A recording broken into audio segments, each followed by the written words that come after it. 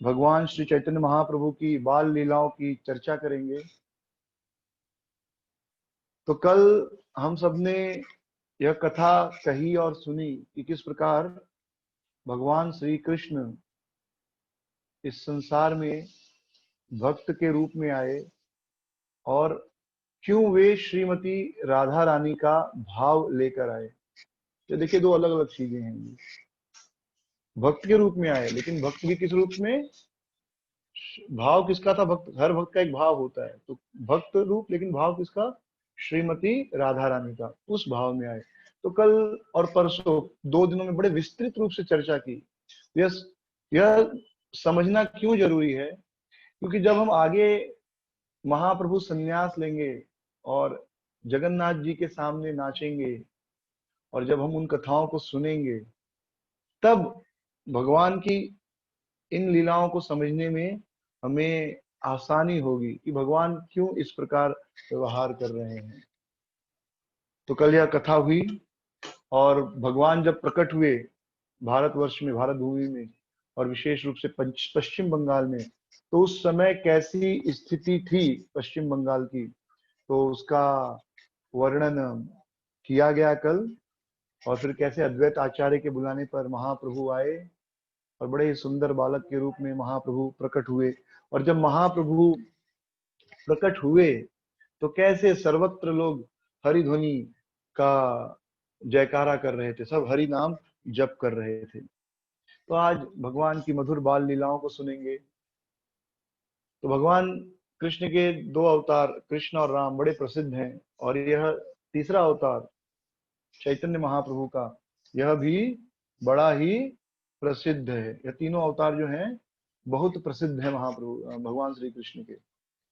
तो कृष्ण अवतार में और महाप्रभु चैतन्य महाप्रभु, ये 2 अवतार में भगवान ने बहुत सारी बाल लीलाएं की हैं। जब आप रामायण पढ़ते हैं तो भगवान राम की इतनी बाल लीलाएं नहीं मिलती, लेकिन जब हम श्रीमद् भागवतम पढ़ते हैं तो बहुत सारी भगवान राम की, भगवान कृष्ण की बाल लीलाएं हमें सुनने को मिलती हैं। और वैसे ही जब आप चैतन्य भागवत पढ़ेंगे तो बहुत सारी भगवान श्री कृष्ण की गौर लीलाएं सुनने को मिलेंगी, भगवान चैतन्य महाप्रभु की बाल लीलाएं सुनने को मिलेंगी। तो स्मरण रखिए, चैतन्य महाप्रभु, राम कृष्ण या जगन्नाथ देव, ये अलग नहीं है, एक ही व्यक्ति है, भाव का थोड़ा थोड़ा अंतर है। ठीक है। तो जब महाप्रभु का जन्म हुआ तो अभी महाप्रभु का नाम क्या रखा गया था, निमाई। तो हम अभी उन्हें निमाई कह के पुकारेंगे। ठीक है। तो ये स्मरण रखिए, अभी हम श्री चैतन्य महाप्रभु को श्री चैतन्य महाप्रभु न कहकर निमाई कहेंगे, क्योंकि बालक है ना। विश्वम्भर बहुत बड़ा नाम है, विश्वम्भर जो पूरे विश्व को पालन करे, बड़ा नाम है। बाद में जब वो बड़े हो जाएंगे, निमाई पंडित या निमाई। तो जब निमाई छोटे थे तब से ही वे बहुत प्रकार की कौतुकी लीलाएं करते थे। तो जब महाप्रभु बिस्तर पे थे, यानी उठ नहीं सकते थे, चल नहीं सकते थे, एकदम छोटे बालक थे, तो वे अपने बेड पर सो रहे थे। और सची माता और जगन्नाथ मिश्र ने क्या देखा, पूरे घर में देखा कि किसी के छोटे छोटे चरणों का निशान है। अब यह बालक तो चल नहीं सकता, तो फर्श पर, जमीन पर किसी के चरण का निशान, मतलब कोई चला है, लेकिन यह बालक चल नहीं सकता। और चरणों का निशान है वो तो ठीक है, लेकिन उन चरणों के निशान में मुख्य रूप से क्या क्या था, ध्वज था, वज्र और शंख और मीन और चक्र, मीन यानी मछली, इनके चिन्ह थे। तो भगवान के पैरों में अलग अलग निशान है, श्रीमती राधा रानी के पैरों में अलग अलग चिन्ह है, और भगवान श्री कृष्ण के पैरों में अलग अलग चिन्ह है। तो उनके चरण चिन्ह वो निशान थे। तो वे हैरान हो गए कि कौन आया होगा। जगन्नाथ मिश्र और सची माता, जो निमाई की माता जी और पिताजी थे, ये बालक तो नहीं चल सकता, इतना छोटा है कि यह तो जमीन पर उतर नहीं सकता। हाँ, और जमीन पर चले तो इसके पैरों का निशान हो नहीं सकता। तो जगन्नाथ मिश्र ने सोचा जरूर ये हमारे घर में जो बाल गोपाल है, मूर्ति बाल गोपाल का, वो क्योंकि छोटे छोटे निशान थे, बड़े निशान नहीं थे ना पैरों के, तो उन्होंने सोचा जरूर ये हमारा बाल गोपाल होगा जो चला होगा, खेल रहा होगा। तो देखिए, पहले लोगों को इतना विश्वास होता था कि हमारे जो अर्चा विग्रह हैं हमारे घर में खेलते हैं, खाते हैं, उतना विश्वास के साथ वो सेवा करते थे। और इतना विश्वास था तभी तो भगवान उनके घर में जो है पुत्र के रूप में प्रकट हुए। तो जब उन्होंने ऐसा कहा तब तक बच्चे की नींद खुल गई, निमाई उठ गए और वे रोने लगे। तो सची माता ने क्या किया, उनको अपने गोद में लिया और पैर उनको दूध पिलाने लगी। तो जब वो दूध पिला रही थी तो बच्चे दूध पीते हैं तो अपना पैर ऊपर नीचे करते ना, ऐसे कभी ऊपर मारते पैर। तो जैसे ही पैर ऐसे निमाई ने बाहर फेंका तो सची माता ने भी देखा और जगन्नाथ मिश्र ने भी देखा कि वही सारे निशान, वज्र का निशान, मीन का निशान, चक्र का निशान, ध्वज का निशान और शंख का निशान यह निमाई के पैरों में है। तो जगन्नाथ मिश्र यानी निमाई के पिताजी बड़े आश्चर्यचकित हो गए कि अरे ये सारे चिन्ह मेरे बालक के पैरों में कैसे। तो तुरंत उन्होंने अपने ससुर या निमाई के नाना नीलांबर चक्रवर्ती को बुलाया, सची माता के पिताजी, और उनसे कहा कि देखो हमारे बालक के पैरों में ये सारे निशान हैं और ये सारे निशान जमीन पर भी हैं, जबकि यह तो बच्चा इतना छोटा है कि यह ठीक से चल भी नहीं सकता। तो नीलांबर चक्रवर्ती हंसने लगे और उन्होंने कहा कि मैं पहले ही गणना कर चुका हूं, इसके जन्म नक्षत्र कुंडली बना चुका हूं और मैंने 32 निशान लिखे थे कि इसके पैरों में 32 निशान होंगे, हाथ और पैरों में, क्योंकि ये स्वयं नारायण है। नारायण के हाथ और पैरों में जो निशान है वह निशान इसके भी पैर और हाथ में होगा। तो अब मैं खुश हूं कि ये सारे पैर निशान जो इसके पैरों में आ गए। अब मैं इसका क्या करूंगा, नामकरण संस्कार करूंगा। आज ही इसका नामकरण संस्कार करूंगा और इसे विश्वंभर नाम दूंगा। विश्वंभर यानी जो पूरे विश्व का पालन करे, विश्व को आधार दे। तो पहला नाम था निमाई, दूसरा नाम हो गया विश्वंभर। तो आप लोग यह उत्सव मनाइए आज नामकरण का और सभी ब्राह्मणों को बुलाकर भोजन खिलाइए। तो किसी भी उत्सव में ब्राह्मणों को भोजन खिलाना जरूरी है। कोई भी आप उत्सव करते हैं तो ब्राह्मणों को घर पे बुलाना, उसे प्रसाद खिलाना और कुछ दक्षिणा देना। और दक्षिणा चाहे 1 रुपया हो, 11 हो, 100 हो, 1000 हो, 1 लाख हो, जो भी आपका सामर्थ्य, लेकिन कुछ तो हाथ में देना चाहिए। ब्राह्मण कौन से, जन्म से नहीं, जो ब्राह्मण सत्यवादी हैं, भगवान का नाम जप करते हैं, शास्त्र पढ़ते हैं, जो कर्म से ब्राह्मण हैं। क्योंकि हमारे शास्त्रों में जन्म नहीं, कर्म को प्रधान माना गया है। कर्म प्रधान विश्व करी राखा, या भगवत गीता में भगवान कहते हैं ना, चतुर्वर्ण मया सृष्टि गुण कर्म विभागश। गुण और कर्म जिसके अंदर ब्राह्मणों के गुण है। नहीं तो हम देखते हैं कि बहुत से लोग कहते हैं हम ब्राह्मण है, लेकिन वो क्या करते हैं, वो चौकीदारी का काम कर रहे, सिक्योरिटी गार्ड का काम कर रहे। ब्राह्मण सिक्योरिटी गार्ड का काम नहीं करता। ब्राह्मण का काम क्या है, पठन पाठन यजन याजन और दान प्रतिग्रह। तो ऐसे ब्राह्मणों को जो सत्यवादी हो, भगवान के नाम यश रूप लीला गुण का प्रचार कर रहे हैं, शास्त्रों का प्रचार कर रहे हैं, ग्रंथों का अध्ययन करके आपको बता रहे हैं, तो इसी आधार पर हम इस्कॉन में ब्राह्मण दीक्षा जो है दी जाती है, जिसके अंदर ब्राह्मणिकल क्वालिटी हो, ब्राह्मण गुण, स्वच्छता, दया, करुणा, शास्त्र अध्ययन की भावना, नाम जप, भगवान की सेवा की भावना। तो बंगालियों में एक परंपरा, बंगालियों में नहीं, दक्षिण भारतीयों में भी, हाँ हमारे यूपी बिहार में तो मैंने नहीं देखा है, पर बंगालियों में है और दक्षिण भारतीयों में भी, कि जब नामकरण होता है बच्चे का तो बच्चे के आसपास बहुत सारा सामान रखा जाता है। हाँ, यह जानने के लिए कि यह भविष्य में क्या करेगा। तो बहुत सारा सामान जो रखा जाता है उसमें सोना होता है, चांदी होता है, फल होते हैं, बहुत प्रकार के ग्रेन होते हैं, पेन पेपर होता है, किताब होती है। तो देखा जाता है किस चीज को पकड़ता है, तो इससे पता चलेगा कि भाई ये भविष्य में क्या करने वाला है। अगर वो सोना चांदी को पकड़ लेगा मतलब ये भविष्य में धनी बनेगा, सोना चांदी, इसकी विशेष रुचि होगी सोने चांदी के प्रति, धन के प्रति। अनाज को पकड़ेगा मतलब किसान का प्रवृत्ति है, या पेपर पेन पकड़ेगा तो मतलब ये विद्वान बनेगा, इसकी पढ़ने लिखने में रुचि होगी। हाँ, तो ऐसा पता चलता है इससे। तो निमाई के लिए यह विधि की गई, सब सामान रखा गया, श्रीमद् भागवतम भी रखा गया, और निमाई अपने घुटनों के बल चलते चलते गए और किसको छुआ उन्होंने, श्रीमद् भागवतम को, श्रीमद् भागवतम ग्रंथ को स्पर्श किया, और इसके द्वारा यह एक संदेश दे दिया कि पूरे विश्व में मैं श्रीमद् भागवतम का प्रचार करूंगा।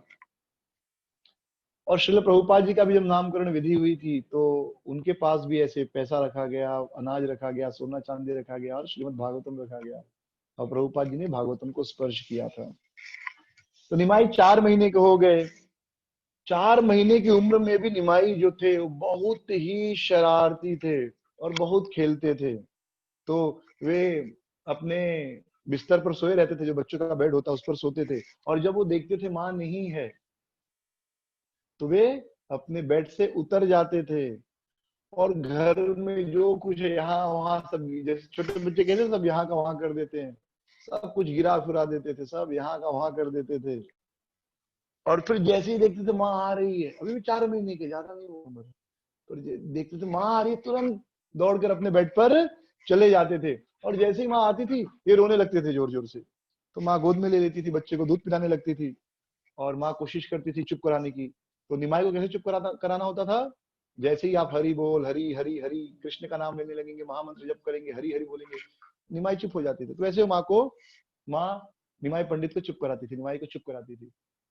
तो बच्चा चुप हो जाता था, निमाई चुप हो जाते थे। फिर माँ का ध्यान आसपास जाता था और आसपास देखते थे कि जो दूध है, दही है, राइस है, ये सब यहाँ वहां बिखरा पड़ा है, गिरा पड़ा। एकदम हैरान हो जाती थी कि 4 महीने का बच्चा तो ये कर नहीं सकता, तो ये कौन किया है। इस प्रकार बचपन से ही निमाई जो है अपनी माँ को परेशान किया करते थे ना। और उसमें माँ को एक विशेष सुख मिलता है जब बच्चे इस तरह की हरकतें करते हैं, गुस्सा नहीं आता, एक आनंद आता है। तो बचपन से ही जगन्नाथ मिश्र और सच्ची माता देखा करते थे समय समय पे कि यह बालक अद्भुत है। कभी कभी इस बालक के चारों ओर एक विशेष प्रकार का प्रकाश फैल जाता है, जैसे चंद्रमा का प्रकाश हो। कभी कभी ऐसा लगता था कि उसके सीने पर, निमाई के सीने पर चंद्रमा प्रकट हो गया है।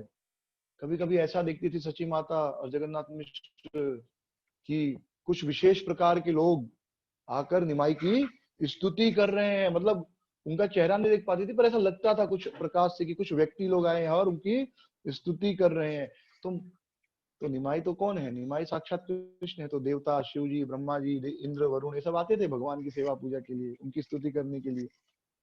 तो माँ को क्या लगता था, अरे कोई अशुभ शक्ति है या कोई नजर लगा रहा है। तो माँ क्या करती थी, ऐसे बच्चे को छू देती थी, फूंक देती थी, ऐसे दूर दूर कर देती थी ताकि किसी की नजर नहीं लगे। और वो देवी देवताओं से प्रार्थना करती थी कि मेरे निमाई की रक्षा करो।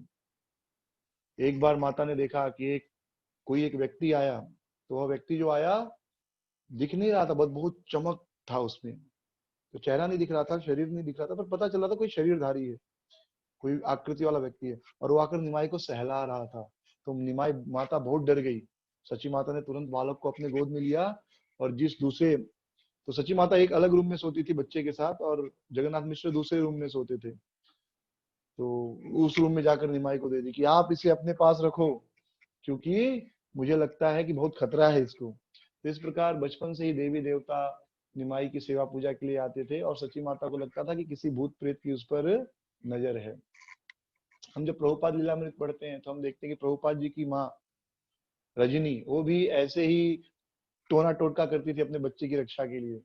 एक बार उन्होंने प्रभुपाद की रक्षा के लिए अपना छाती का खून, स्तनों का खून किसी देवी को अर्पित किया, ऐसे काटा और खून अर्पित किया। उन्होंने प्रभुपाद के पैर में काला धागा बांध दिया और प्रभुपाद पूछते थे ये धागा छोड़ो, क्योंकि बच्चे चिढ़ाते थे, लेकिन माँ कहती थी नहीं नहीं, धागा बांध के रखो।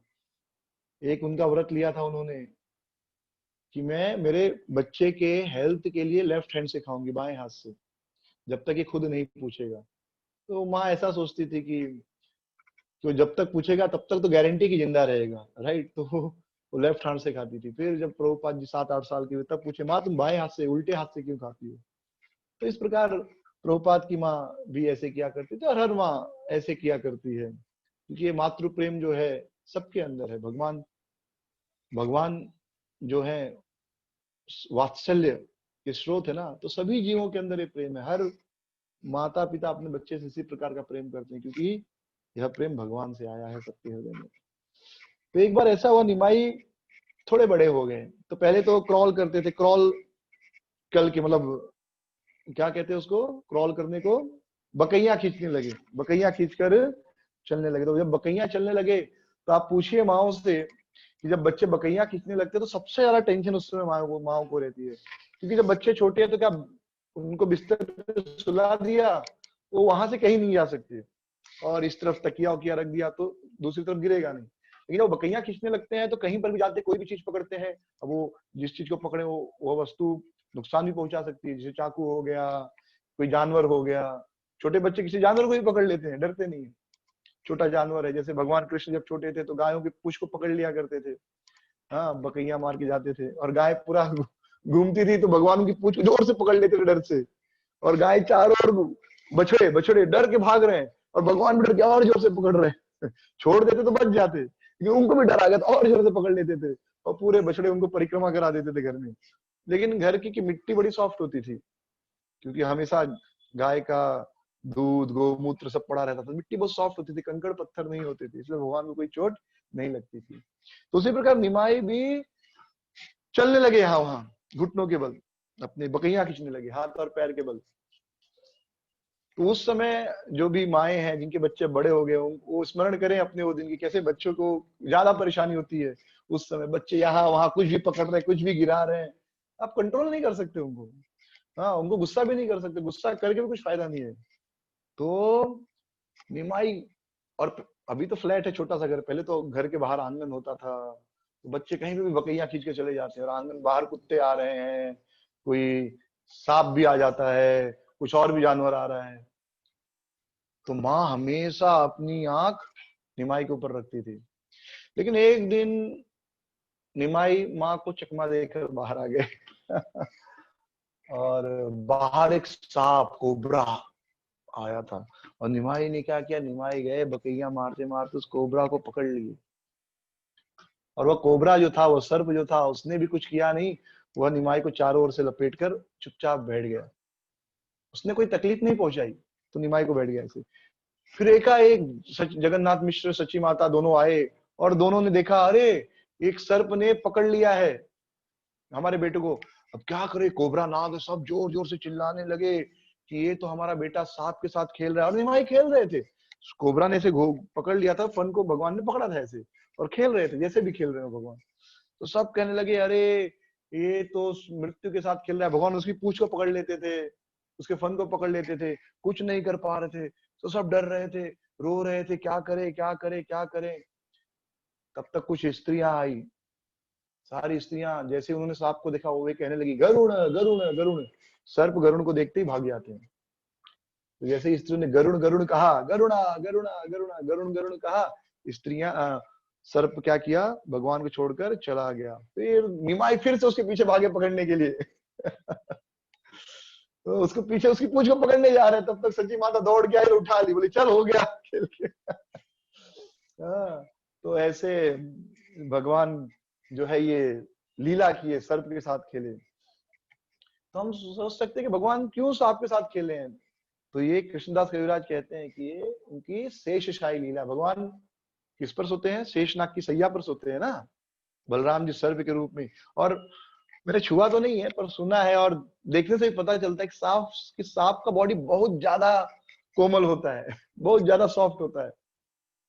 हाँ कभी छुआ नहीं हो, छूने को ही कैसा लगेगा, लेकिन आप सांप के शरीर को देखिए, और हड्डी तो होती नहीं, तो पूरा मुड़ता है, हाँ सांप ऐसे ऐसे चलता है ना, मतलब उसका शरीर कितना सॉफ्ट होगा, एकदम नाजुक, क्योंकि उसमें हड्डी तो है ही नहीं, सांप के शरीर में हड्डी तो होती ही नहीं, तो एकदम सॉफ्ट बेड है भगवान का। तो भगवान शेष नाग की सैया पर सोते हैं।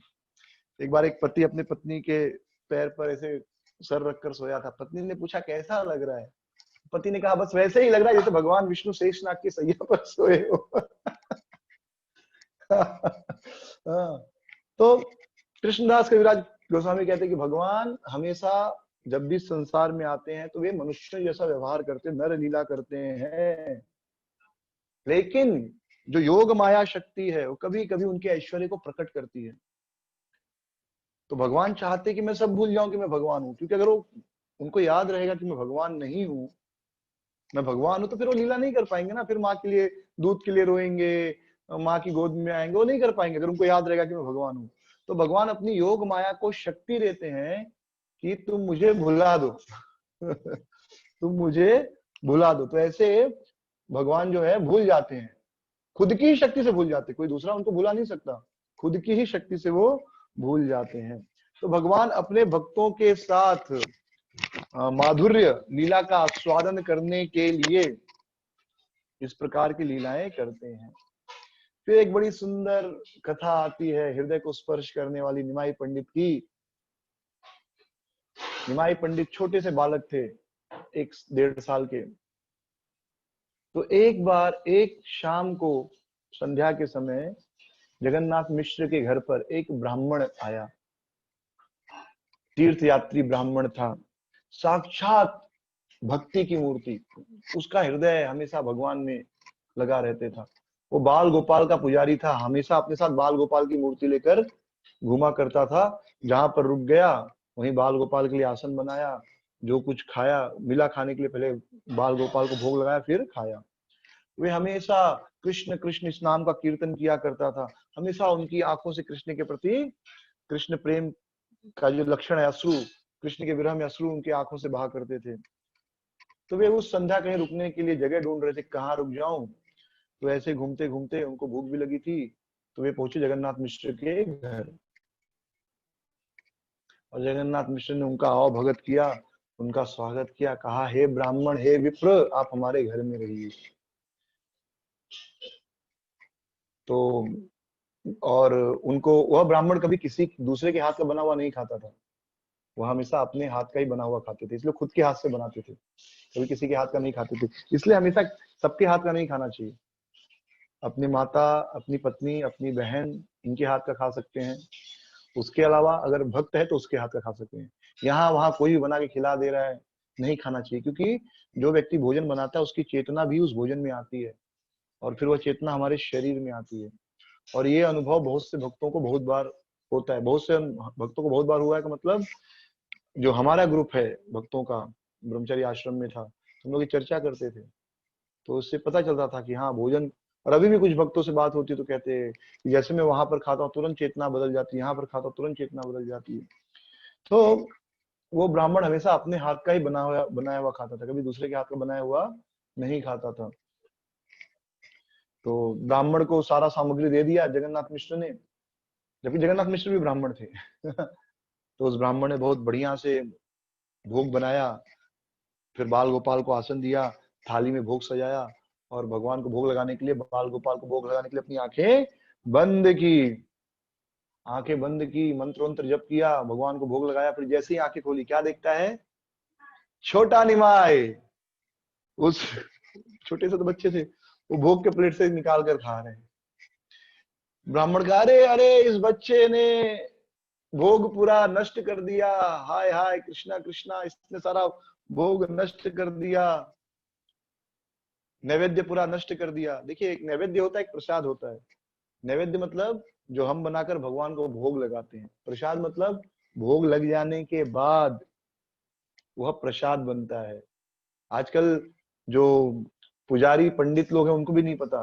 जैसे वृंदावन में जाएंगे तो इस्कॉन मंदिर छोड़ दीजिए, तो बाकी जगहों पे जाएंगे तो पुजारी या बेचने वाले सब कहेंगे प्रसाद लेके जाओ, भगवान के लिए प्रसाद चढ़ाओ। पुजारी पूछेगा प्रसाद चढ़ाने के लिए कुछ लाए हैं? अरे भगवान को प्रसाद नहीं चढ़ाया जाता, भगवान को नैवेद्य चढ़ाया जाता है, नैवेद्य या भोग चढ़ाया जाता है। प्रसाद तो भोग लगने के बाद बनता है, तो दोनों में अंतर है। हम कभी कभी कहते हैं भगवान के लिए प्रसाद बना रहे हैं, भगवान के लिए प्रसाद नहीं बनाया जाता, भगवान के लिए भोग बनाया जाता है, अपने लिए प्रसाद बनाया जाता है। आप ये कह सकते हैं कि हम अपने परिवार के लिए या प्रभु जी के लिए प्रसाद बना रही हैं, तो बराबर प्रसाद बना रहे मतलब अभी बना रहे हैं आप, फिर आप भगवान को भोग लगाएंगे तो प्रसाद बन गया। आपने कुकिंग किया और फिर भोग लगाया, तब जाकर वह प्रसाद बनता है। खाली कुकिंग से प्रसाद नहीं बनता, कुकिंग करना प्लस उसको भोग लगाना, कुकिंग प्लस भोग ऑफरिंग इज इक्वल टू प्रसाद। और भोग मतलब आप प्रेम से भगवान का कुकिंग करो, cooking plus chanting 16 round, that is भोगा। अगर आप रोज 16 माला जप करते हैं और कुकिंग करते हैं तब भोग बनता है। ठीक है, रोज आप नियमित रूप से 16 माला, ठीक है, कोई भक्त 8 माला कर रहे हैं, 4 माला, जिसका जैसा सामर्थ्य है, तो आप भगवान का नाम जप करते हैं और फिर भगवान के भोजन बनाते हैं, भोग लगाते, तब वो भोग बनता है। और जब भोग बनता है और उसको अर्पित करते हैं भगवान को, कुक करके भोग लगाते, तब वो प्रसाद बनता है। तो पूरा भोग तो नष्ट कर दिया। तो सब जगन्नाथ मिश्रा आए, सारी स्त्रियां आ गई, अरे क्या किया इस बच्चे ने, क्या किया, ये बच्चा तो नादान है, आप माफ कर दो इसको। लेकिन जगन्नाथ मिश्रा को बहुत गुस्सा है, वो डंडा लेके आए मारने के लिए निमाई को। तब तक ब्राह्मण ने रोक दिया, नहीं नहीं, अरे जगन्नाथ मिश्रा आप तो पंडित हो, आपको इतना ज्ञान नहीं, छोटा सा बालक है, इसे तो कुछ पता ही नहीं, इस छोटे से बालक को क्या पता है, इसे माफ कर दो। और वैसे भी मैं भिक्षुक हूँ, जंगल में रहता हूँ, जो भी फल वल मिलता है खा लेता हूँ, मुझे कुक्ड फूड खाने का आदत नहीं है मेरा, तो आप चिंता मत करो। तो जगन्नाथ मिश्र को बहुत दुख हुआ कि मेरे घर में एक ब्राह्मण आया।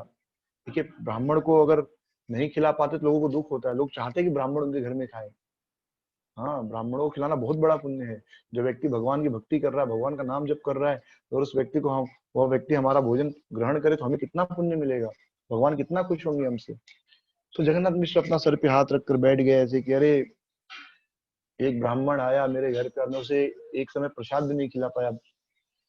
तो उस यात्री ने कहा, उस यात्री ब्राह्मण ने कहा कि नहीं नहीं, आप चिंता मत करो, कृष्ण की इच्छा होगी कि मुझे भोजन, वो नहीं चाहते कि मैं पका हुआ भोजन खाऊं, वैसे ही मैं फल फूल खाने वाला हूँ, मुझे थोड़ा फल फूल दे दीजिए, मैं खा लूंगा। फिर जगन्नाथ मिश्र और बाकी सबने हाथ जोड़कर कहा, नहीं नहीं ब्राह्मण देव, हम आपको फिर से सारी सामग्री देते हैं, आप फिर से भोग बना लीजिए। अब एक बार कुकिंग किया, दूसरी बार कुकिंग करना, मतलब आदमी सोचेगा कि आप अपने घर में भी एक बार कुकिंग किए पूरा, और समझो किसी कारणवश वो खराब हो गया, तो आप बोलोगे छोड़ो यार, बाहर से कुछ मंगा कर खा लो। अब दूसरी बार कुकिंग नहीं करेंगे, मुश्किल होता है, इतना इजी नहीं।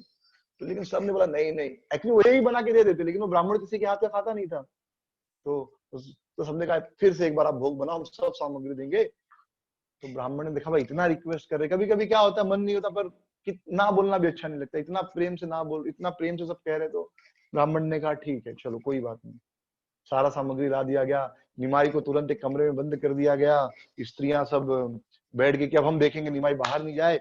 और जगन्नाथ मिश्र घर के बाहर, उस रूम के बाहर डंडा लेकर खड़े थे कि निमाई जैसे ही बाहर आएगा मारूंगा उसको।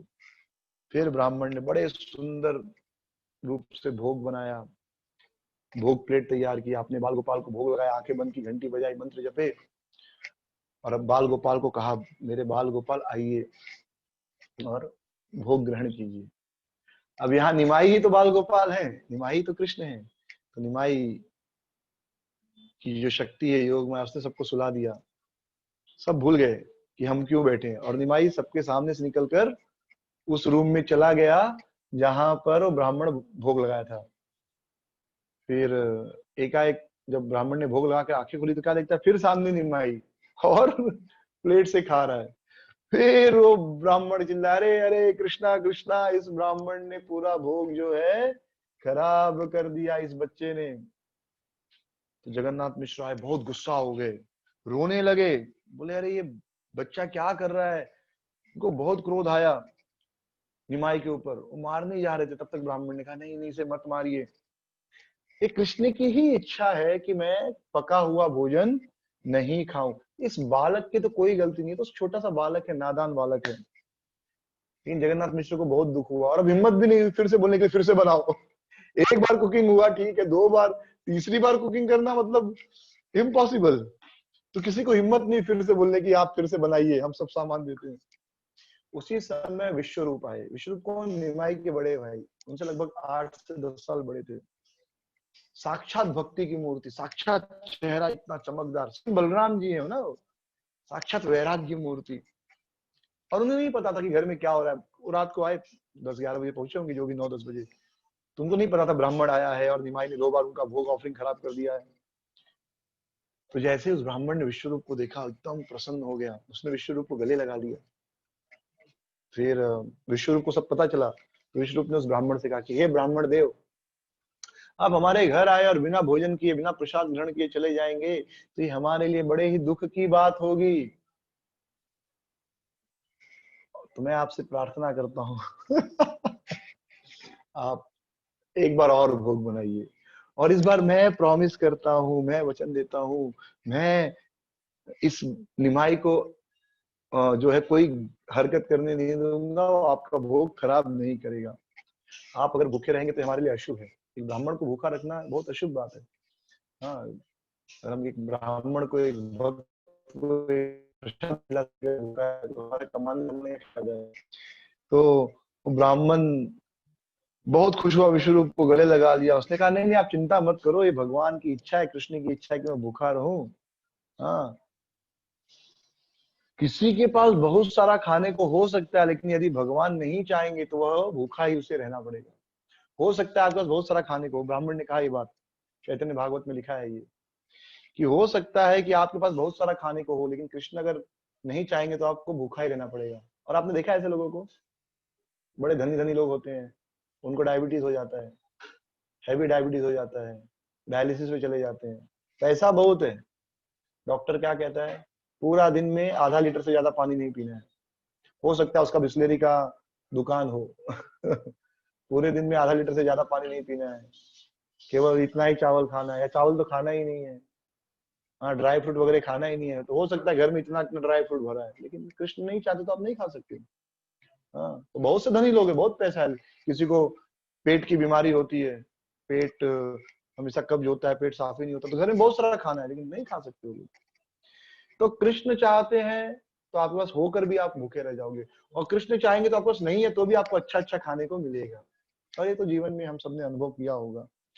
तो मैंने 2 बार कुकिंग किया, लेकिन दोनों बार उस बालक ने मेरी कुकिंग खराब कर दी, भोग को खराब कर दिया। तो ये कृष्ण की इच्छा होगी तो जाने दो, मैं तो फल फूल पे रहने वाला आदमी, फल खा लूंगा। विश्वरूप उनके पैरों में गिरे पड़े, बोले नहीं नहीं ब्राह्मण देव, आप नहीं खाएंगे, हमारे लिए बहुत अशुभ है, आप कृपया खाइए, एक बार आप और भोजन अपने लिए बना लीजिए, भोग बना लीजिए भगवान के लिए, और मैं आपको वचन देता हूँ ये निमाई कुछ अभी हरकत नहीं करेगा, कुछ शरारत नहीं करेगा, बदमाशी नहीं करेगा। तो ब्राह्मण फिर से तैयार हो गया। ब्राह्मण ने कहा ठीक है, तो सारा सामान दे दिया गया, कुकिंग करने लगे। अब सब ढूंढने लगे निमाई कहाँ है, और जगन्नाथ मिश्र और विश्वरूप दोनों घूरे, निमाई कहाँ है, निमाई कहाँ है। स्त्रियों ने कहा कोई बात नहीं, हमारे रूम में है, सो गया है, चिंता की कोई बात नहीं। और सब सो गए, क्योंकि निमाई भी सो गया। ब्राह्मण अपना बनाएंगे, भोग लगाएंगे, खाएंगे, काम खत्म। ब्राह्मण ने बड़े बढ़िया से भोग लगाया और बड़े बढ़िया से भोग बनाया और बाल गोपाल को भोग लगाया। यहाँ पर जगन्नाथ मिश्रा निमाई के पिताजी खड़े थे, फिर भी वो दरवाजे के बाहर थे कि निमाई को जाने नहीं दूंगा, लेकिन वो भी सो गए योग माया के प्रभाव से। यहाँ ब्राह्मण ने भोग लगाया और भोग लगाया, घंटी बजाई, मंत्र द्वारा स्तुति की कि हे बाल गोपाल भोग स्वीकार कीजिए।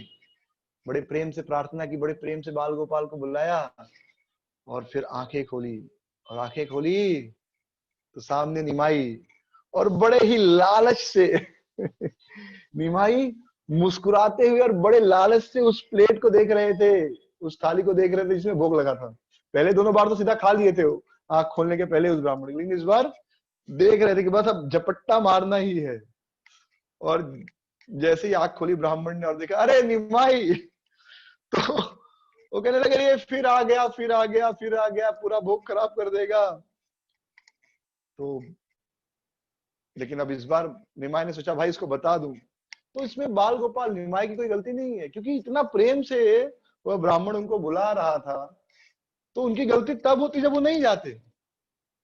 अगर वह ब्राह्मण इतने प्रेम से बुला रहा था बाल गोपाल आओ, और तब निमाई नहीं जाते, तब निमाई की गलती थी, क्योंकि निमाई तो बाल गोपाल है, लेकिन जा रहे हैं तो फिर गलती नहीं है। तो निमाई ने कहा अरे आप हर बार मुझे भोग लगाने के समय बोलते हो कि मेरे प्यारे बाल गोपाल आओ और खा लो, तो मैं आ गया खाने के लिए, मेरी क्या गलती है। हाँ, लेकिन भगवान ने ये भी सोचा कि इस व्यक्ति को, इस ब्राह्मण को कैसे पता चलेगा कि मैं बाल गोपाल हूँ, मैं ही कृष्ण हूँ, मैं ही गोपाल हूँ।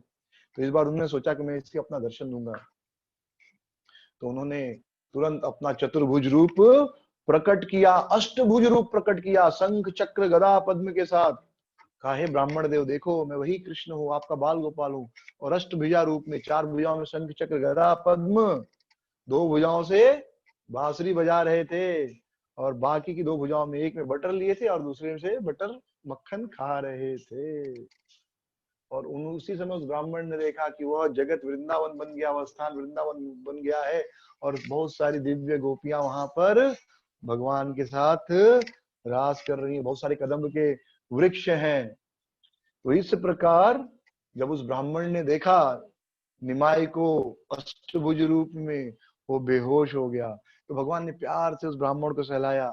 जैसे ही ब्राह्मण का स्पर्श मिला, तुरंत वह, जैसे ही भगवान का स्पर्श मिला ब्राह्मण को, ब्राह्मण तुरंत होश में आ गया। इतना खुश हो गया, वो समझ ही नहीं पा रहा था क्या करूं मैं, क्या करूं। उसकी आंखों से आंसू निकल रहे थे, कूद रहा था, नाच रहा था, इतनी खुशी में था वो समझ ही नहीं पा रहा था कि क्या करूं मैं। और कुछ समय के बाद उसने भगवान के पैर पकड़ लिया और रोने लगा।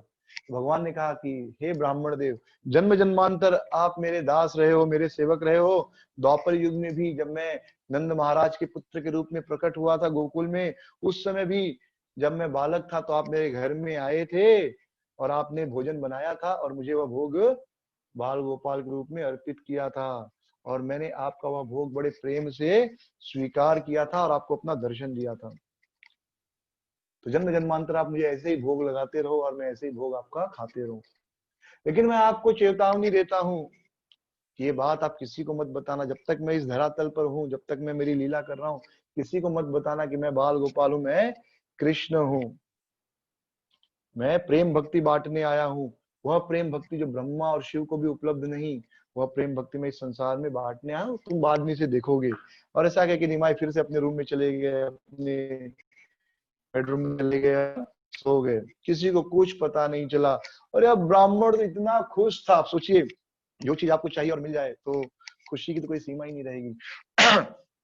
तो ये ब्राह्मण इतना खुश था, इतना आनंद में था, जोर जोर से जय बाल गोपाल, जय गोविंदा, जय गोपाला, जय बाल गोपाल कह के नाचने लगा। जब सबने आवाज सुनी, सब डर गए, क्या हो गया? फिर से तो कहीं किसी ने इस ब्राह्मण का भोजन तो नहीं खा लिया? किसी को हिम्मत नहीं थी। तीसरी बार अगर भोजन जूठा हो गया तो फिर आप क्या मुंह दिखाओगे? तो सब पहुंच गए। सबने कहा क्या हुआ, क्या हुआ? ब्राह्मण ने कहा कोई बात नहीं। शांत हो गया, उसने कुछ बताया नहीं। फिर ब्राह्मण की इच्छा थी सबको बताओ, लेकिन क्योंकि भगवान ने उसे कहा था तो उसने किसी को कुछ नहीं बताया। इतना खुश था कि जिस दर्शन को पाने के लिए ब्रह्मा और शिव भी तरसते, वो दर्शन भगवान ने मुझे दिए। वो इतना प्रसन्न हो गया, उसने बड़े प्रेम से प्रसाद खाया, अपने शरीर में प्रसाद लगाया, और उसके बाद अगले दिन सुबह वह जगन्नाथ मिश्र से विदा ले लिया। वह ब्राह्मण कहीं रुकता नहीं था, हमेशा एक तीर्थ या स्थान से दूसरे तीर्थ स्थान को चला जाता था। लेकिन एक बार निमाई के दर्शन करने के पश्चात, निमाई ही भगवान श्री कृष्ण, यह दर्शन करने के पश्चात फिर वह कभी नवद्वीप छोड़कर नहीं गया। उसने पूरा जीवन नवद्वीप में एक भिक्षुक के रूप में बिताया। हर दिन वो जगन्नाथ मिश्र के घर पे आता था निमाई का दर्शन करने के लिए, छुप के। तो ये सुंदर प्रेम भाव है जो केवल कृष्ण में है। कल हमने चर्चा की ना 4 चीजें, भगवान की रूप माधुरी, लीला माधुरी, वेणु माधुरी और प्रेम माधुरी। ये भगवान का प्रेम है। फिर एक बड़ी सुंदर घटना हुई। भगवान अब तक तो खाली बकैया मार रहे थे, अब चलने लगे। तो आप सबको पता है, बच्चे बकैया मारते तो टेंशन तो रहता है, जब चलने लगते तो और टेंशन बढ़ जाता है। मैंने देखा है माओ को, बच्चे घर में किचन में घुस जाते हैं, यहाँ का वहां मिक्स करते हैं, वहां का वहां मिक्स करते हैं, चौका बेलना यहाँ का वहां, मतलब माए परेशान हो जाती, कुकिंग करे कि बच्चे को देखें। राइट। वो भी एक आनंद है, सुख है, लेकिन चिंता भी है। बच्चे कुछ नुकसान पहुंचा सकते हैं अपने आप को। हाँ, तो सच्ची माता हमेशा जो है नजर रखती थी निमाई के ऊपर। हाँ, और जैसे निमाई कहीं यहाँ वहां जाता था, जोर से निमाई निमाई वापस आ, वापस आ, जैसे माई चिल्लाती वापस आ, वापस आ, बच्चे का नाम लेकर। हाँ, और हर क्षण निमाई को देखती थी। और जैसे ही माँ और कहीं दूर चले जाते थे, निमाई तुम्हारा रोने लगती थी, तुम्हारा रोना निमाई नहीं देख सकते, इसलिए वापस आ जाते थे, तुरंत दौड़ कर आ जाते थे और माँ के गले लग जाते थे। लेकिन एक दिन ऐसा हुआ, निमाई माँ की आंखें बचा कर धीरे से गायब हो गए। गायब हो गए, घर के अहाते के बाहर आए। उस समय वहां 2 चोर थे। तो वे दोनों चोरों ने देखा निमाई को, और क्या देखा कि निमाई ने बड़े सुंदर आभूषण पहने। तो उन दोनों चोरों के मन में आया, वाह कितने सुंदर आभूषण है, उन आभूषणों को चुरा लेंगे और अपने में बांट लेंगे। तो दोनों उस बच्चे के पास गए, छोटे से बच्चे थे, निमाई छोटे से। बोले अरे बेटा, तुम यहाँ क्या कर रहे हो, यहाँ क्यों घूम रहे हो, कितना दूर आ गए हो घर से? तुम्हारे माता जी, तुम्हारे पिताजी, अम्मा बाऊ परेशान होंगे। कितना सुंदर है, अम्मा बाऊ। माँ को अम्मा, पिताजी को बाऊ। आजकल मम्मी और डैडी बना दिया है हमने, राइट। उसमें हमको फैशन लगता है, मैया बोलो बाबा बोलो, लेकिन हमको मम्मी और डैडी। मम्मी किसको कहते हो, जो लाशें होती है ना, उसको वो सब केमिकल लगाकर फिर पिरामिड में रख देते, उसको मम्मी बोलते हैं। तो आजकल अपनी माँ को जीते जी हमने मम्मी बना दिया है, मम्मी। और डैड मतलब मरा हुआ आदमी, डैडी डैड डैड कर दिया है, डैड बोलते हैं। डैड मतलब मरा हुआ एक्चुअली। पहले डैडी बोलते थे, अब डैड बोलते हैं, डैड मॉम। तो पहले से ही मरा बना दिया माँ बाप को, और फिर बुढ़ापे में तो उनको अनाथ वृद्धाश्रम में डाल ही दे रहे हैं। तो ये सब हमारी गलती कि हमने अपने बच्चों को मम्मी पापा बोलना सिखाया, अम्मा बाबू बोलना नहीं सिखाया, पिताजी माताजी बोलना नहीं सिखाया। आई बाबा, कितने सुंदर शब्द हैं, कितना रस है। मम्मी, डैड, डैड का मतलब क्या, डी डैड, मरा हुआ, पहले ही मार दिया पिताजी को जीते जीते। तो हमारी गलती, हम अपने बच्चों को नहीं सिखा रहे हैं सब, हमको फैशनेबल नाम चाहिए। तो आपके अम्मा बाबू परेशान होंगे, आपके आई बाबा जो भी है, आई बाबा परेशान होंगे। चैतन्य भागवत में माँ के लिए आई शब्द यूज हुआ है, आई, यानी बंगाली में अब शायद नहीं यूज होता, पर बंगाली में माँ को आई कहते हैं। और उस समय 500 साल पहले तो कहते थे। और महाराष्ट्र में भी माँ को आई कहते हैं। ठीक है, तो पूरे भारत की भाषा लगभग एक ही है, थोड़ा बहुत फर्क हो गया। जो आदमी अच्छे से हिंदी समझता है या अच्छे से मराठी जानता है, अगर वो ध्यान से बंगाली सुनेगा, उड़िया सुनेगा, थोड़ा 2-4 दिन सुनेगा, कानों को शब्द लगने लगेंगे ना पहचाने, तो बाद में उनकी भाषा समझ सकता है। आपको सीखने की जरूरत नहीं है, लगभग सारे शब्द सेम है। तो बेटा चलो, तुम कितना दूर आ गए हो, तुम्हारे अम्मा बाबा इंतजार कर रहे होंगे। और ऐसा कह के उन्होंने निमाई को गोद में ले लिया और घर की ओर चल पड़े। किसके, निमाई के नहीं, अपने घर, कि हम अपने घर जाएंगे। और निमाई को भी बड़ा आनंद आ गया था। हाँ, निमाई को आनंद आ गया था कि चलो थोड़ा सवारी करेंगे हम भी। निमाई को इच्छा हुई किसी के कंधे पर बैठ कर घूमने की, जैसे प्रलंबासुर के कंधे पर बैठ के घूमे थे ना, वैसे निमाई को इच्छा हुई किसी के कंधे पर, किसी की गोद में बैठ के घूमे। तो दोनों चोर बड़े प्यार से अपने गोद में लेकर निमाई को लेकर जा रहे थे अपने घर। और मन में सोच रहे थे कि ये बढ़िया नेकलेस है, ये नुपुर है, ये हाथ का ब्रेसलेट है, कौन सा मैं रखूंगा, कौन सा दूसरा रखेगा। और यहाँ पर जब पता चला कि अरे निमाई का है, माँ परेशान हो गई, जगन्नाथ मिश्र परेशान हो गए, निमाई निमाई निमाई कह के चिल्लाने लगे, ढूंढने लगे। अड़ोसी पड़ोसी आ गए, सब लोग निमाई निमाई कह के परेशान हो गए, ढूंढने लगे, सबको रोने लगे। क्योंकि पड़ोसी भी निमाई से बहुत ज्यादा प्रेम करते थे, क्योंकि तो सबके बच्चे हैं ना, भगवान तो सबके सबके संबंधी है, भगवान हम सबके संबंधी है। भले हम इस समय उनको अपना संबंधी नहीं माने, इस समय भले भगवान हमें लगे कि हमसे अलग है। आज ही टीचर ट्रेनिंग प्रोग्राम में डिस्कस कर रहे थे, कल कल कि माया क्या है। माया मतलब भगवान कृष्ण से हम अलग हैं, हमारा अस्तित्व कृष्ण से अलग है, यही माया है। अपने आप को कृष्ण से अलग सोचना यही माया है, और कुछ माया नहीं है। ये सोचना कि मैं कृष्ण से अलग हूं, यही माया है, और कुछ माया नहीं। और जिस दिन आप ये समझ जाएंगे कृष्ण ही मेरे हैं और मैं तो केवल कृष्ण का हूं, आप माया से मुक्त हो गए, आप मुक्त हो गए, बंधन से मुक्त हो गए, संसार से मुक्त हो गए। बाकी माता पिता बेटा भाई सब थोड़े समय के लिए, पति पत्नी बाकी सारे रिश्ते 10 साल 20 साल 30 साल 40 साल 50 साल, इससे ज्यादा कोई रिश्ता नहीं चलने वाला। इन कृष्ण पिछले जन्म में भी, इस जन्म में भी, अगले जन्म में भी, उसके बाद भी, उसके पहले भी, अनंत समय से हमारे थे, हमारे हैं और हमारे रहेंगे। जिस दिन ये बात यहाँ समझ में आ गई, माया से हम मुक्त हो जाएंगे। तो सारे पड़ोसी भी रोने लगे, कहाँ गया निमाई, सब जगह ढूंढने लगे। और निमाई ने सोचा, रे अम्मा बाबा आई बाबा परेशान हो रहे होंगे, तो उनकी योग माया ने ऐसा चोरों पे चक्कर चलाया कि चोर अपने घर जाने के बदले निमाई के घर की ओर चल पड़े। धीरे धीरे वो निमाई के घर पे पहुंचे, तो जैसे जगन्नाथ मिश्र ने देखा, अरे निमाई, दौड़ के गए और निमाई को गोद में ले लिया। अब ये दोनों चोर हैरान हो गए, अरे हम कहाँ आ गए। तो फिर सारे गांव वालों ने देखा ये दोनों कितने अच्छे आदमी हैं, ये हमारी निमाई को वापस लेके आए। तो सारे गांव वाले उनकी ओर बढ़े और चोर की दाढ़ी में तिनका। ये दोनों क्या सोचे कि गांव वाले हमको मारने आ रहे हैं कि हमने निमाई को चोरी किया।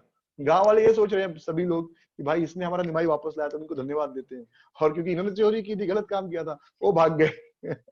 तो इस प्रकार निमाई एक राइड करके आए, बाहर घूम के आए, क्योंकि आई बाबा बाहर ज्यादा घुमाते नहीं थे, तो एक बार बाहर घूम के आए।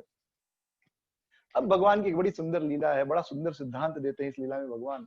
भगवान प्रकट ही हुए थे ये सारे सिद्धांत देने के लिए। तो एक दिन निमाई कोर्टयार्ड में खेल रहे थे, अंगना बोलते गांव में।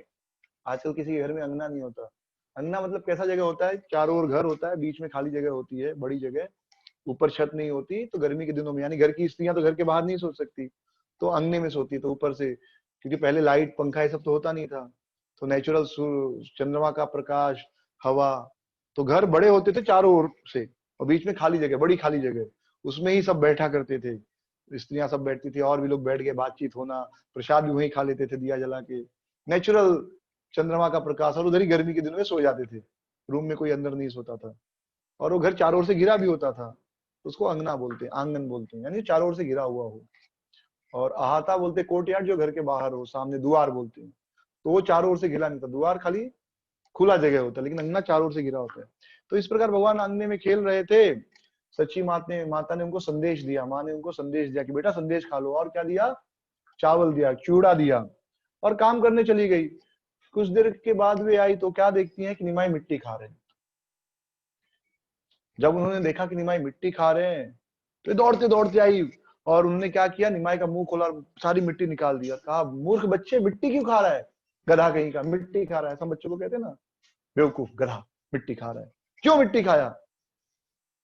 निमाई ने कहा, अरे माँ, आपने तो मिट्टी दिया मुझे खाने के लिए। माँ ने कहा, मैंने कब मिट्टी दिया।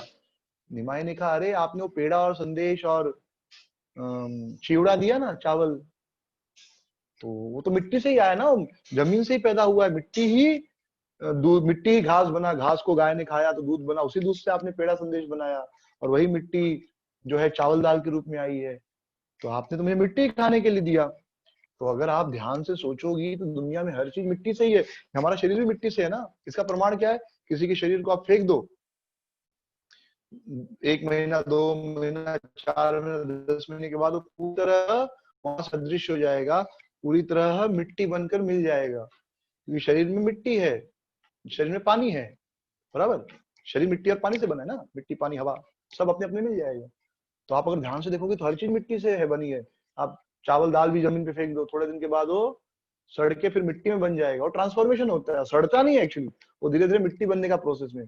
कुछ दिन के बाद देखेंगे तो आपको पता भी नहीं चलेगा वहां दाल या चावल था, मिट्टी जैसा लगने लगेगा, और कुछ समय के बाद तो पूरा मिट्टी में मिल जाएगा।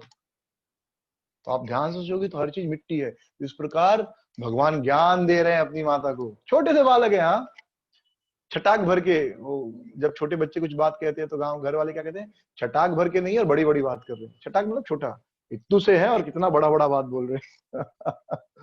तो एक छोटा सा बच्चा ऐसी बातें करे तो माँ ने कहा, अरे बेवकूफ, दोनों मिट्टी है, सही बात है, लेकिन एक मिट्टी है और एक मिट्टी का ट्रांसफॉर्मेशन है, रूपांतरण है। तो जब आप मिट्टी का रूपांतरण यानी दूध, दही, चावल खाओगे तो शरीर को ताकत मिलेगा, लेकिन जब आप डायरेक्ट मिट्टी खाओगे तो क्या होगा, वो शरीर को बीमार करेगा।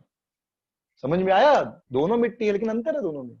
तो निमाई ने कहा, हाँ हाँ माँ, मैं समझ गया, तुमने मुझे पहले क्यों नहीं बताया, अब से तो मैं केवल तुम्हारे यहाँ दूध पिया करूंगा। और ऐसा क्या कि निमाई दौड़े माँ के गले लग गए और दूध पीने लगे। तो पहले बच्चे 1.5-1.5 2 साल तक दूध पीते थे माँ का, और माँ को दूध आता भी था। तो अब तो 2 महीना 3 महीना भी माँ दूध पिला दे तो बड़ी बात है, क्योंकि जैसे ही बच्चा गर्भ में आता है तुरंत डॉक्टर लोग का चक्कर शुरू हो जाता है, डॉक्टर दवाई पे दवाई पे दवाई, बर्बाद। यानी बच्चा आने के पहले ही उसका दवाई हम शुरू कर देते हैं, भगवान पे भरोसा खत्म हो गया है। या पहले के जो लोग थे, दादा दादी, वो लोग भी अब साथ में नहीं बताने के लिए कि भाई गर्भवती स्त्री को कैसे रहना चाहिए। और सासू लोग भी, सासें भी डरती हैं कि भाई कुछ ऊपर नीचे हो गया तो ये बहू तुम्हारे सर पर चढ़ के नाचेगी, तो छोड़ो, जाओ डॉक्टर के पास, कुछ हुआ भी तो डॉक्टर को लगेगा, हमको थोड़ी। तो उनके मन में डर है, भाई ये जमाना में अभी कौन बोले, कुछ भी ऊपर नीचे हो गया तो बहू हमको ही चिल्लाएगी, तुम्हारी बात सुनी, डॉक्टर के पास नहीं गई। जबकि ऐसा नहीं है, डॉक्टर के पास जाकर भी ऊपर नीचे होता है। कोई डॉक्टर गारंटी नहीं देता कि भाई मैं तुम्हारा इलाज करूंगा तुम ठीक हो जाओगे। जब आपके इलाज के पहले, ऑपरेशन के पहले डॉक्टर एक लेटर लिखा लेता है, ये ऑपरेशन के समय यदि आप मर गए तो मेरी जिम्मेदारी नहीं, और हम बड़े खुशी खुशी साइन कर देते, सोचिए। लेकिन वही कोई आयुर्वेदिक डॉक्टर या कोई नेचुरोपैथ हमसे कहे, नहीं नहीं मत जाओ, कुछ गड़बड़ हो सकता है। anyway, तो माए 2-2 साल तक दूध पिलाती थी, बच्चे 2-2 साल तक दूध पीते थे। तो उसके बाद भगवान माँ की गोद में गए, दूध पीने लगे। इस प्रकार कविराज गोस्वामी कहते हैं कि भगवान ने पहले अपना ऐश्वर्य दिखाया, ज्ञान प्रकट किया, और फिर भगवान ऐश्वर्य का आस्वादन करने थोड़े आए, भगवान तो प्रेम का आस्वादन करने आए। लेकिन तुरंत फिर उनकी जो योग माया शक्ति है उसने वह ऐश्वर्य दबा दिया, और भगवान फिर एक छोटे बालक के रूप में अपने माता के साथ माँ बालक का प्रेम का आदान प्रदान करने लगे। तो इस प्रकार बहुत सारी घटनाएं होती थी। एक बार ऐसा हुआ कि निमाई ने अपना ऐश्वर्य प्रकट किया, अपनी शक्ति। कैसे कि सची माता ने उनसे कहा कि जाओ, किसी को बुलाने के लिए कहा। तो जब वह बालक बुलाने के लिए गया, किसी को, निमाई किसी को बुलाने के लिए गए, तो उसी समय सची माता और जगन्नाथ मिश्रा ने क्या सुना कि उनके पैरों से, बच्चों के पैरों में घुंघरू पहनाते ना, क्या बोलते उसको, पायल, हाँ, उसमें छोटी छोटी, हाँ, ठुमक चलत रामचंद्र बाजे पैंजनिया। भगवान जब चलते थे पैंजनी पहनाते तो उसकी आवाज आती थी, और भगवान वो आवाज सुनते थे, फिर ढूंढते थे कहाँ है वो आवाज, कहाँ है। हाँ, भगवान राम के लिए भजन लिखा है।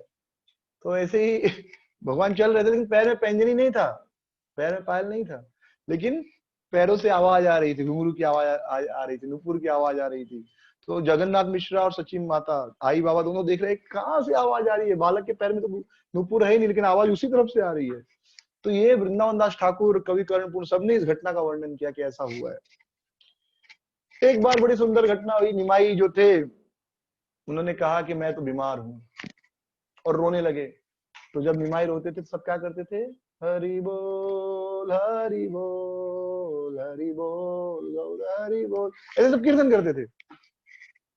लेकिन उस दिन सब कीर्तन कर रहे, निमाई रोते ही जा रहे, रुक ही नहीं रहे। बाकी लोगों ने भी कोशिश की, निमाई चुप नहीं हुए। तो सबने कहा क्यों रो रहा है बच्चा, क्यों रो रहा है, क्या हो गया।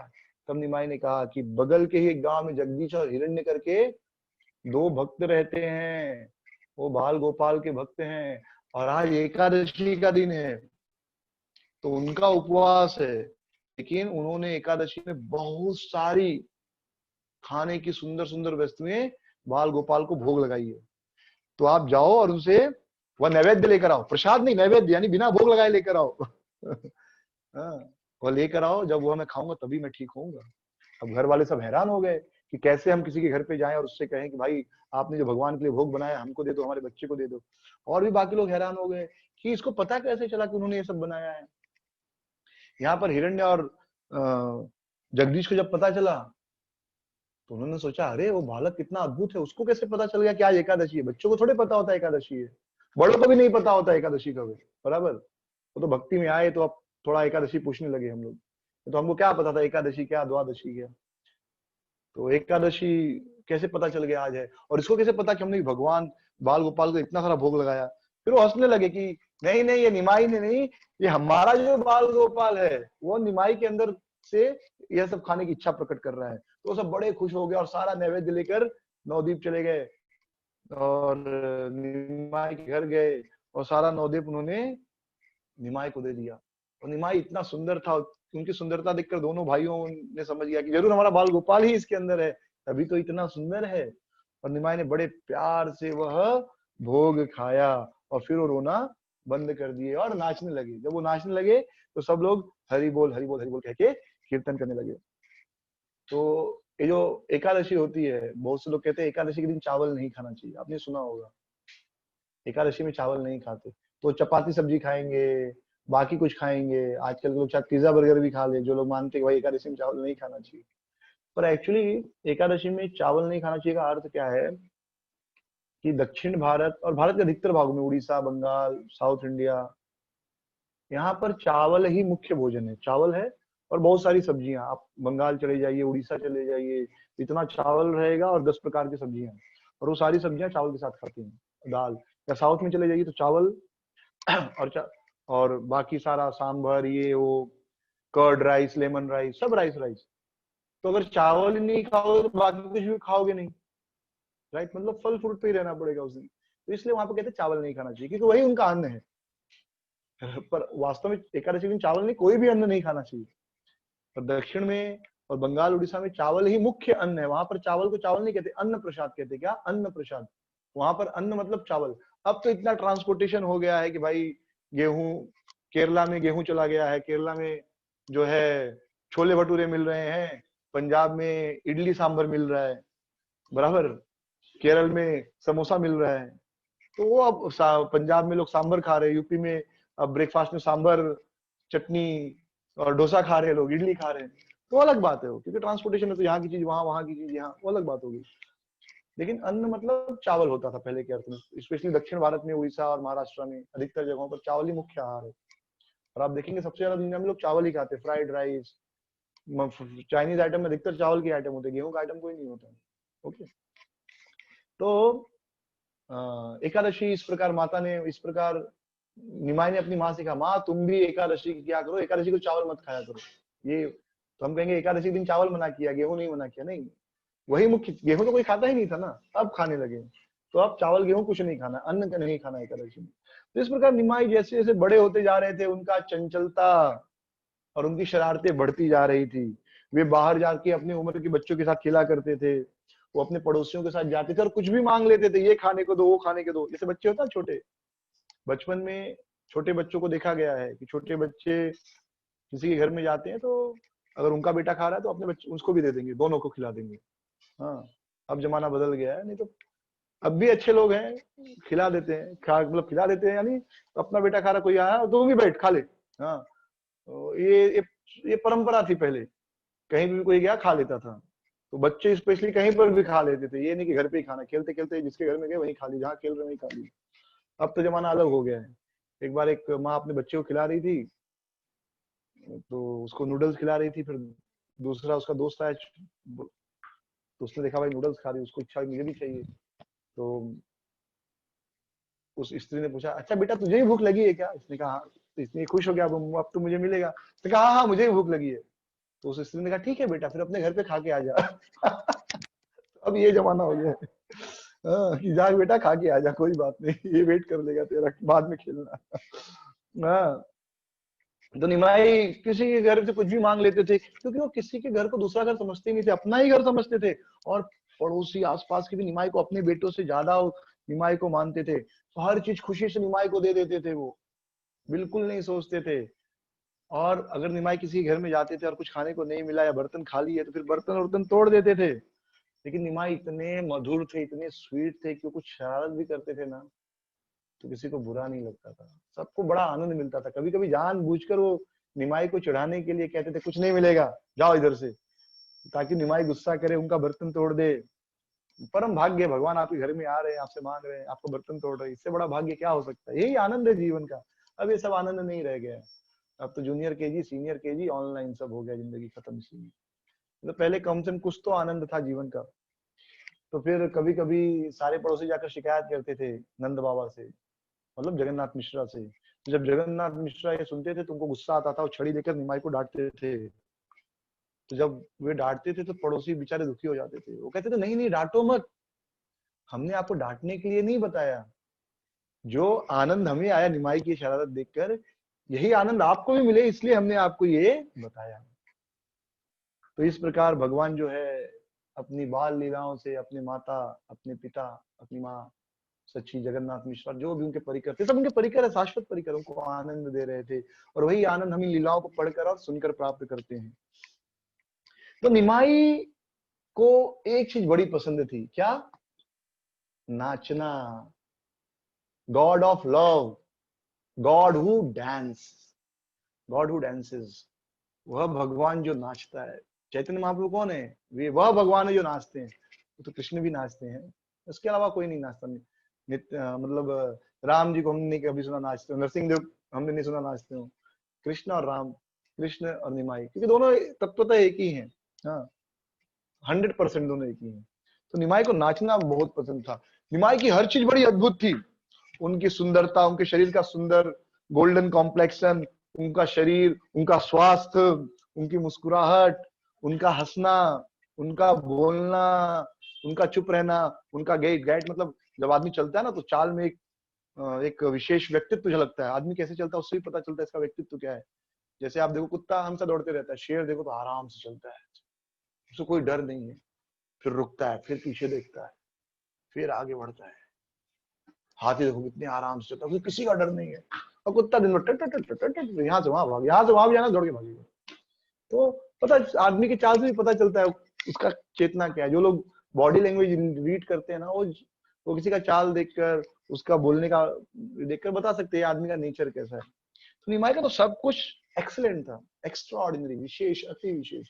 लेकिन सबसे विशेष क्या था निमाई के अंदर? उनका नाचना। नाचना उनको सबसे पसंद था और सबसे विशेष था, हर चीज से भी श्रेष्ठ।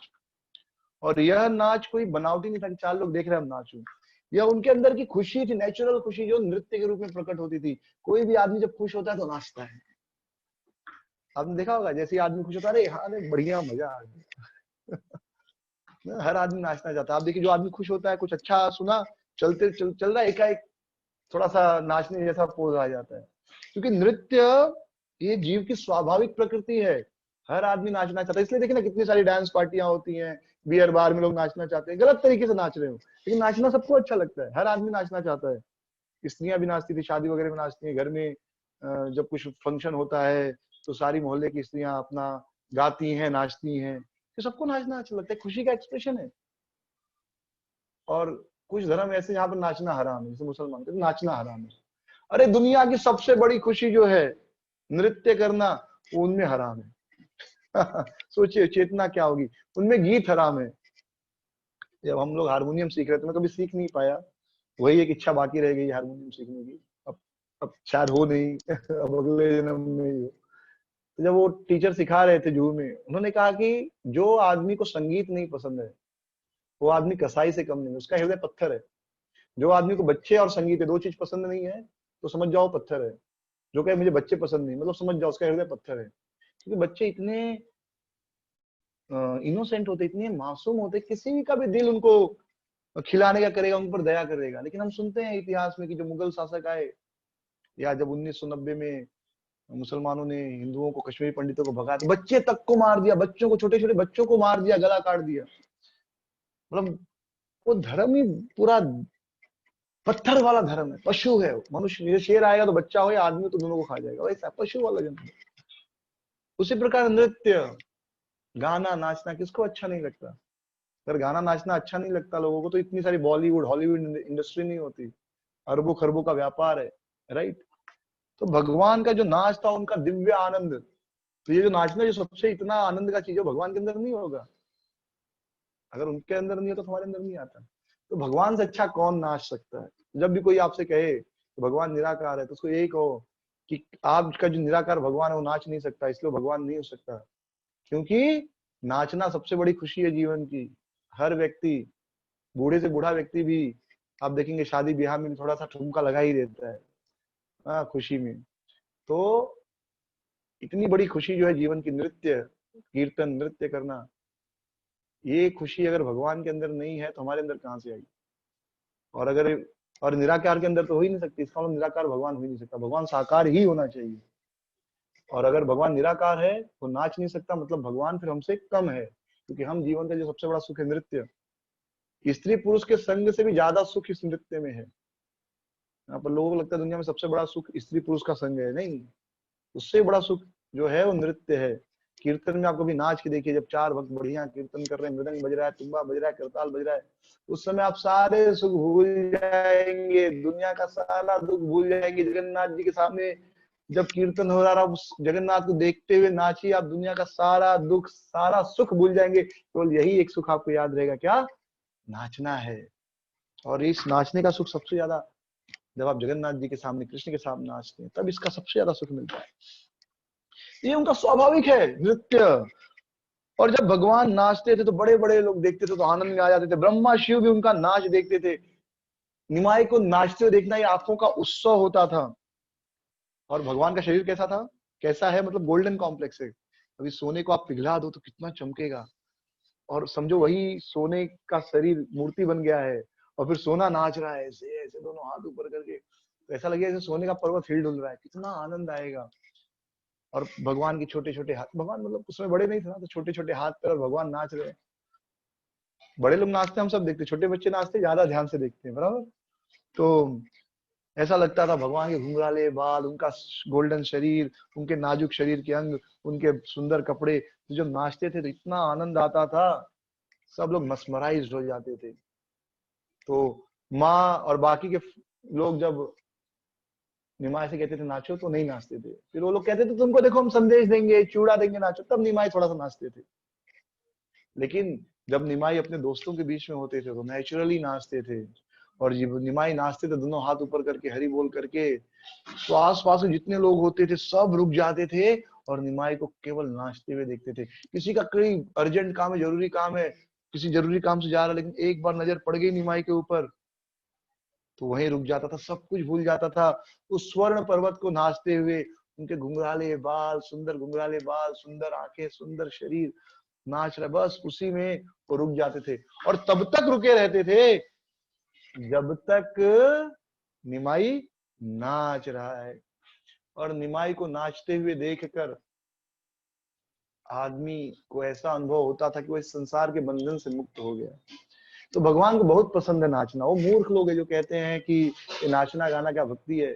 अरे जीवन का सबसे बड़ा सुख है नाचना। आदमी जब बहुत खुश होता है तो नाचता है। लोग देखिए 31 दिसंबर में क्या करते हैं, दारू पीते और नाचते। दारू पीना गलत है, तो दारू पी के नाचते, क्योंकि इतनी चिंता में है कि वो बिना दारू पी नाच ही नहीं सकते। वो याद आता, वो नाचने ही नहीं देता, क्योंकि बिना खुशी के आप नाच नहीं सकते। तो इसलिए दारू वारू पी कर नाचने का प्रयास करते, कि थोड़ा भूल जाएंगे, फिर जब दुख भूल जाएंगे तब थोड़ा नाचेंगे। नाचना मतलब जब तक खुश नहीं तब तक आप नाच नहीं सकते। तो लोग बर्थडे पार्टी में, इसमें आजकल तो शादियों में दूल्हा दुल्हन भी नाचते, अपनी शादी में आज वीडियो बनाते हैं। हाँ, तो वो खुशी के मारे बनाते कि भाई वीडियो रिकॉर्डिंग हो रही है, उसलिए बनाते, वो नहीं पता। लेकिन दुल्हन नाचेगी, दूल्हा नाचेंगे, सब लोग देखेंगे, ताली बजाएंगे, वीडियो रिकॉर्डिंग हो रही है, फिर उसको यूट्यूब पे डालेंगे, फेसबुक पे डालेंगे।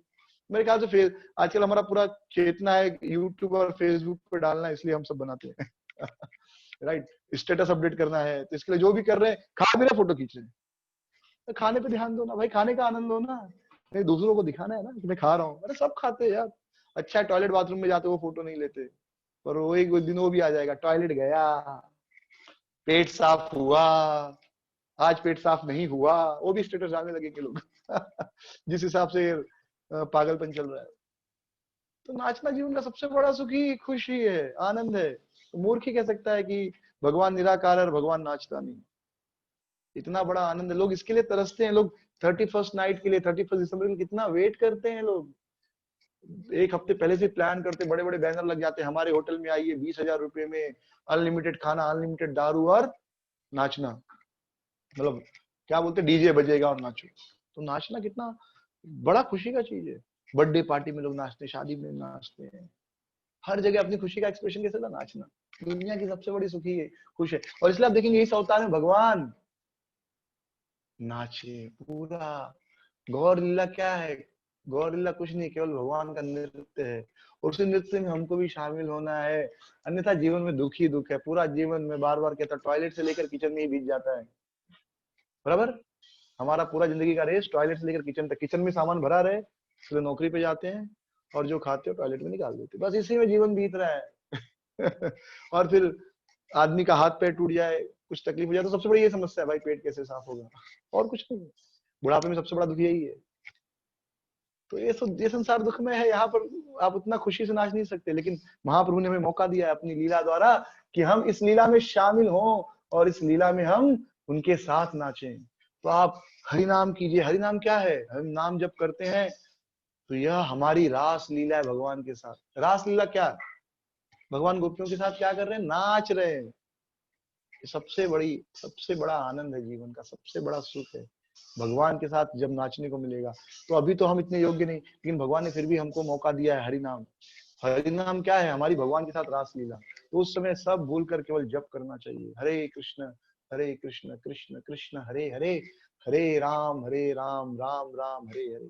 यही जीवन का सुख है। अन्यथा किचन, टॉयलेट, बस इतने में जिंदगी बीतने वाली है, और अंतिम में वही दिमाग में रहने वाला है।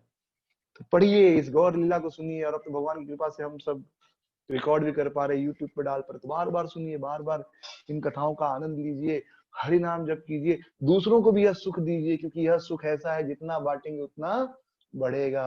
अकेले नाचने में आनंद आता है, दो लोग नाचने में ज्यादा आनंद आता है, और ज्यादा लोग रहते तो और ज्यादा आनंद आता है। जैसे ही लॉकडाउन खुलेगा, फिर से यह आनंद हम सबको मिलेगा नाचने का, कीर्तन में, हरि नाम में।